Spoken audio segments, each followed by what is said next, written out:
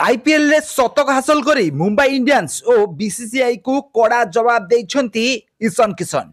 तो आपण माने जानिथिबे सनराइजर्स दल तरफुर ए वर्ष आईपीएल रे खेलुछंती ईशान किशन। प्रथम थर पई मुंबई इंडियंस छाड़ी अन्य एक दल सहित 2025 मसीहा आईपीएल रे जोड़ी होइछंती ईशान किशन। ताले 2025 रो प्रथम आईपीएल मैच रे ईशान किशन शतक हासिल करछंती। विस्फोरक अंदाज रे बैटिंग करी मात्र 47 बॉल रु 106 रन स्कोर करछंती ईशान किशन, जेउथिरे 6 टी छक्का आ 11 टी चौका सामिल रही। तो आपण माने जानिथिबे गत दिन मानकरे बीसीसीआई सहित ईशान किशन कर बहुत सारा झगड़ा होइतिबार नजर आसिथिला, जेउथि पई तांको भारतीय दलरू बाहर करा जायथिला। आ भारतीय दलर टी20 क्रिकेट, टेस्ट क्रिकेट किंबा दिनिका क्रिकेट रे ईशान किशन कर ना को केबे बेले भविष्यत पई चिंता करा जेबो नाही बोली डिसाइड करा जायथिला।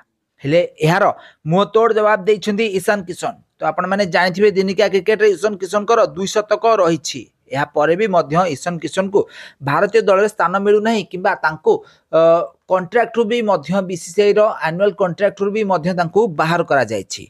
तो श्रेयस अय्यर आ ईशान किशन को ऊपर बीसीसीआई रो कड़ा मनोभाव देखा मिलता। आउ एही कारणरू ईशान किशन एबे निजर राग सुझेइछंती आउ से एबे शतक हासिल करछंती सनराइजर्स दल तरफरु खेलुतला बेले।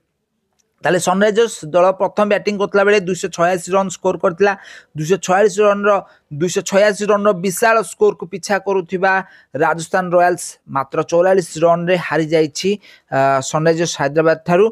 आउ एही मैच रे ईशान किशन को बैटिंग समस्तिंग ठारु जबरदस्त रहितला। आउ मुंबई इंडियंस को कड़ा जवाब दैछन्ती निज बैटिंग द्वारा ईशान किशन।